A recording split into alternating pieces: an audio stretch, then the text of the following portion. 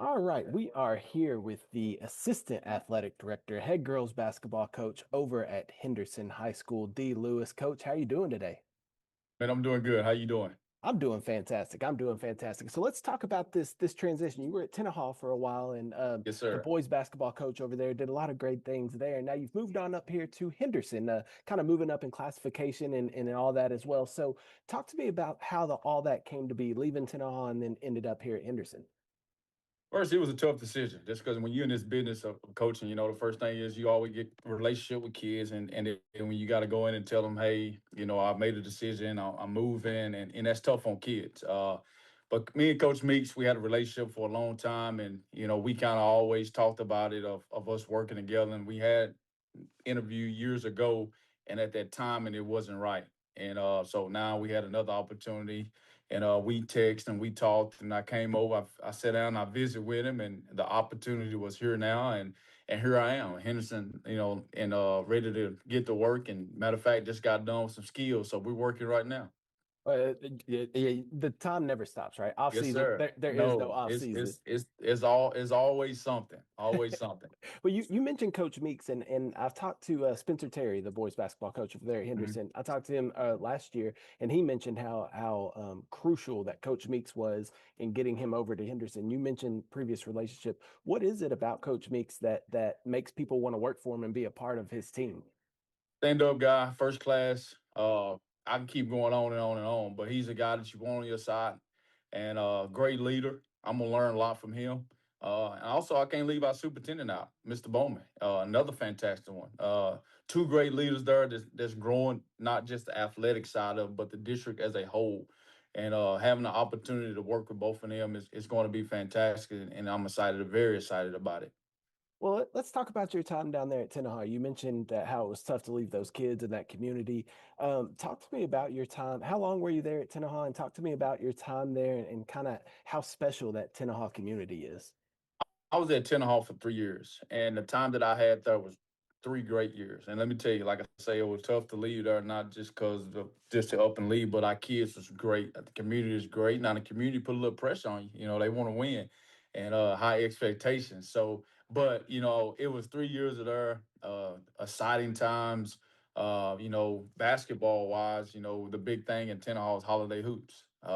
So that's during Christmas time, and you always got to be prepared and ready because you never know what's coming. It's 16 teams on the boys' side and on the girls' side as well. So you got 32 teams that's ranked in the top 10. It's only a 1A through 3A tournament.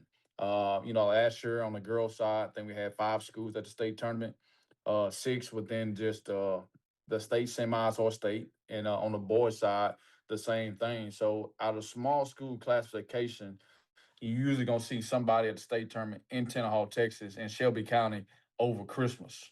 So that tournament, I tell people that tournament is getting you prepared for the state tournament, and it's a great tournament. But my time there was great.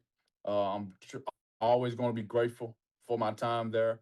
I feel like I built a great relationship with people there, and they're always going to be there for me. As I say, they're going to be family, and I'm gonna miss it there. But if I get the time over Christmas, I will be back down there for holiday hoops. Well, that's what I was about to ask. You mentioned it's a 1A, 3A tournament, so obviously Henderson can't perform down there. But if you Instant had game card. if you had the chance, would you get Henderson in that tournament for the competition? Yes. I actually, before I left, I actually asked the superintendent, could I bring Henderson? I knew what his answers were going to be, but I did ask, say, hey, can Henderson come to the tournament? He said, no, because you're a 4A. But if there ever was an opportunity where they say, hey, we're going to take 4As, I can tell you what Henderson Lady Lions will be over Christmas, and we're going to be in Tenaha.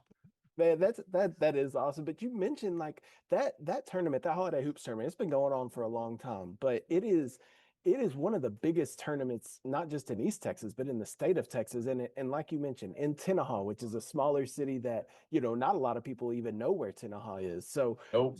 what makes that tournament so special? You mentioned the quality of competition, right? There's state teams there that you'll see in San Antonio later in the year, but what really makes the holiday hoops tournament down there so special and made it such a big deal like it is now?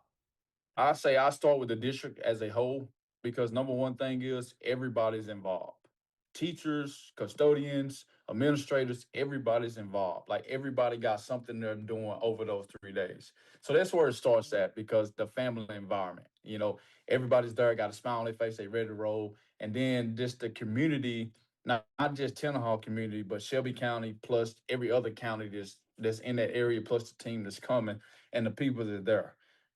On day one, gym is packed, but day two in that gym is standing room only. So people look forward to it, and everybody know that hey, it's gonna be December. Let's get through Christmas. When Christmas over with, hey, it's time for holiday hoops. If the first game at 9, I can tell you this: I used to get to the gym by 6:30. There's already about 5 or 6 cars in the parking lot. By 7:30, 8 o'clock, you got more cars. When the doors open up at 8:30, it's a line to get in. So it's a tradition thing. Mr. Dunfowling, Scott Tyner, them guys are the one that started it. Everybody else behind them had just kept going on. Can't leave Miss Bowling out. She's a big part of that success with getting that started. So it's a great tradition. It's a great tournament. And it's a place to be during Christmas, after Christmas. I think that's the good thing about it too is the timing of it, right? Like Mm-hmm. it's kind of after Christmas, so you got all that Christmas rush is done, and people are kind of winding down. Well, what's better to do than watch some hoops, all right? Watch some hoops, It's yes. And once you get it, it's normally, like I say, out of 16 teams, on the boys' side, out of the 16, you might have 10 teams that's ranked in the top 25. Because it's only one through three, 1A through 3A. So you might have 10 teams that's ranked in the top 25. So the matchup. And here's the thing that people don't understand is when you're doing a bracket, you've seen it. So you got a seeding committee. You're looking at the strength of schedule. You looking at what's returning and you go 1 through 16, and that's how I mean it's a term that it's a year's worth of work. I can tell you that. So it's a year's work. When the term is over with, and you go into the new year, man, like people already email and say, "Hey, if you get a spot, I want in." Like it's a waiting list to get in that tournament, And I'm in the process now that I'm finna get ready to turn it over to the new girls coach, Coach Potter, and say, "Hey, here you go, baby. It's all yours." So I'm just gonna be a fan again, go down there, eat some fish and barbecue, because they got the Tiger Cafe. But it's a tournament that you don't want to miss. I really wish that I can take our girls down there to that tournament because it's a tournament that you want to be at. Yeah, it's quality competition on both boys and girls side, and that's Yes. I know you hate leaving the town and all that, but I'm sure you're okay with getting a little off your plate with not having to worry about that Yes, every day. I don't have to stress about holiday hoops no more. But I did, hey, I'm always a phone call away. I learned a lot over that tournament of just being involved in it. So it's going to keep going. But here's the thing to it: people they expect it, so they got to be ready to work at it. Yeah, it's going to be fun. Well, that'll be fun to watch. Well, I want to talk a little bit more about you. You graduated from Gladewater, so you're an East Yes, Texan sir. at heart, at home. For people that may not know you, tell us a little bit about your coaching background and how you ended up where you are now at Henderson. I've been coaching for this. This would be my 21st year. I tell people all the time, throughout my 21 years, I've been blessed. I started off at Pine Tree. When I graduated high school in 2005, I went to Kilworth College, and I done that for a year. And then I wanted to start coaching, make a difference on kids because I had a high school coach to this day. He's a big mentor of mine. His name is Coach Curtis Armstrong. I always told him, man, I want to be a coach. So I started coaching in '06. I started off as an aide and started coaching over there at Pine Tree with Tim Russell. He gave me my first opportunity, and the superintendent Lynn Whitaker and Tony Hollins. He was the director of maintenance and things like that. So those three guys gave me my first opportunity to get my foot in the door. I stayed at Pine Tree for 2 years, and after that, I left. I went to New Diana with Roger Adams. He came in to Pine Tree my second year. He was there for 6 months. Then he got an opportunity to go to New Diana, and I was with Roger there at New Diana for 4 years. Big mentor of mine as well. Then I left and went to Union Grove with Roger. He said he was going to retire, but he didn't retire, so he went to Union Grove. Superintendent there at the time was Brian Gray. He helped me out big time. The more I talk about it, you'll hear his name again. He gave me an opportunity at Union Grove. So me and Roger, we was together at New Diana, then went to Union Grove. And me and him worked together for 12 years. And he said, hey, I'm really retiring now, which he's back out of. He's back coaching again. So after I was there at Union Grove for 7 years, our superintendent left. Brian Gray, he went out to West Texas, and then my former Gladewater High School buddy Johnny Levere went to Spring Hill, and I went to Spring Hill for 2 years. Then Mr. Gray came back to East Texas, ended up at White Oak. We got back together. We was at White Oak for 2 years. Then Don Fowling, he was a superintendent at Tenaha, and we talked a little bit. And I ended up at Tenaha for 3 years, and then now I'm here at Henderson. Finna start my first year. So I've been a head coach for 15 years. This is my 21st year, entering this year, and I'm in this business to make a difference on kids. So I love it. As I tell people, coach them hard, but love them harder. And that's one of the things I stand on with my athletes. I'm gonna coach you hard, but I'm also gonna love you at the same time. Well, so you've seen a lot of different school districts in a lot Yes, of East sir. Texas. Do you think that's a benefit, right? Like now that you've kind of seen, maybe you've seen some good times, right? And maybe you've seen some not so good times at some schools. Do you think that's helped you where you are now to kind of when you see a job opening, be like, okay, I know that school district, I know those people there. Do you Mhm. think all that experience has kind of helped you? It helped me a lot because I can tell you in my 21 years of doing this, or my 15 years of being a head coach, I seen the greatness, I seen the badness, I seen the times where you just sit in your office, you looking at that wall saying, "Man, what are we doing?" You know.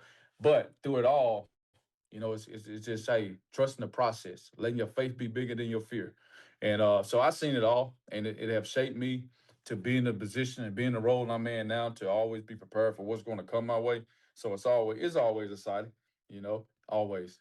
I do want to ask you too. You coach the boys over at Tenaha. Now you're going to be coaching the girls. Obviously, there's some differences coaching boys and girls, but what's the biggest difference you think that maybe you'll have to change coaching style wise or approach wise from coaching Well, boys to girls? so I coached girls before previously, and so I did girls for 4 years, and I went back to the boy side. Now I'm back to the girl side. Coaching wise, I'm gonna be Coach D. Now, approach wise, it got to be a little different. But you still coach, like you coach the boys and the girls the same, but you just got to approach the girls a little different than you approach the boys.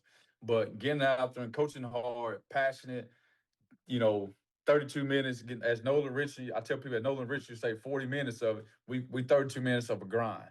So me coaching them is going to be the same. It's just my approach is going to be a little different, but it's going to be exciting. I'm telling you right now, they're working hard for me right now. And our skills, I'm excited about it. And they're probably tired of my voice already. But we're learning. They've had some success here, and I tell them every day, our job is to continue the success. Our job is to take it to a different level. Our job is to get people in the stands here to cheer us on. So they're excited. I'm excited. We're ready to get to work. Well, you mentioned it, right? Like there has been success in Henderson. Not now recently, they haven't made the playoffs since 2018, but there has been success there. So coming in, how do you manage that, right? Like you kind of mentioned it, there have been success there previously, but maybe not recently. How do you shift that mindset to get back to those winning ways? And I told them day one, and I told them, I said, listen, ladies, y'all had success here, but the key to success is discipline. The key to success is having each other back. So here's the thing to it is we got to put a plan together and we got to trust our process. What we put in place, we got to trust it. But we got to take one at a time. We can't look ahead. We got to take one at a time. So they understand the mission that we're on. They understand that it's been since 2018. So our job is when the season starts, we focus in one game at a time, but we got to hold ourselves accountable. We can't have attitudes. We can't be upset at each other, like all that kind of stuff. We got to leave the drama and all that outside the locker room, but we got to hold ourselves accountable. We got to have ownership, and that's one of the things that we're preaching every day: is discipline, ownership, and trusting our process. Let's don't worry about hurting feelings. Let's just hold each other accountable and let's be better. But let's be better together.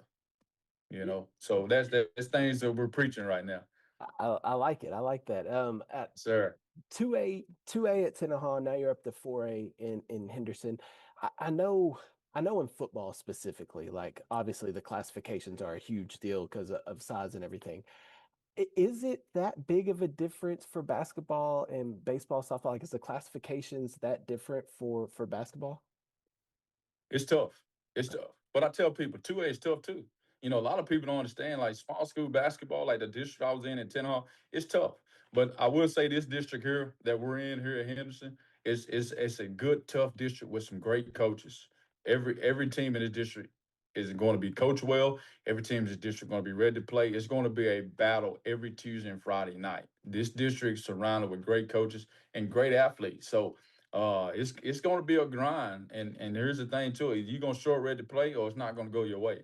But from 2A, I tell people all the time, every classification is tough. And in your classification, you got your tough district that they say district or dome, kind of like they say in football. But this here is a tough, very tough district. So I'm excited about it. I'm excited for the challenge once again to be back in the 4A world. I was in it once when I was at Spring Hill. Then I went back to White Oak to 3A, and then I went back to 2A. I'm kind of a small school guy, so I'm excited to be back in the 4A world and get going again. Well, last thing I want to ask you, Coach, I'll let you get out of here.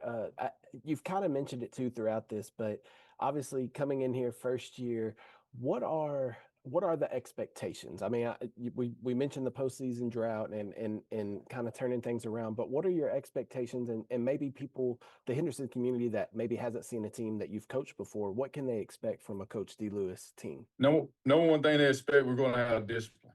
Uh, and the key is we're going to believe in ourselves. We're going to be a team that you want to watch. We're going to be a team to get out there for 32 minutes. It might start rough. It might because it's a process. It ain't gonna happen overnight. But as a season goes, they're going to see what I'm saying of discipline, character, holding each other accountable, flying around on defense, diving for loose balls and things like that. But the number one thing that we put on ourselves is, getting to the playoffs, you know. But we got to take care of the small things before we can get there. So, discipline, believe in ourselves, ownership, things like that. They're going to see that out of this team here. All right, Coach. Well, I'm happy for you, and I wish you nothing but success over there in Henderson, and I'm sure we'll catch up with you throughout the season. Yes, sir. Make sure you come on over here and some Tuesday and Friday nights and watch some basketball. Come be a I, fan a little bit. it's hard for me to be a fan, Coach. I'm always working. It's hard for me to be a fan, but Yes, I'll see if I sir. can't make it out there. I appreciate you, Coach. Yes, sir. Thank you, man. All right, Thank you. have a good one.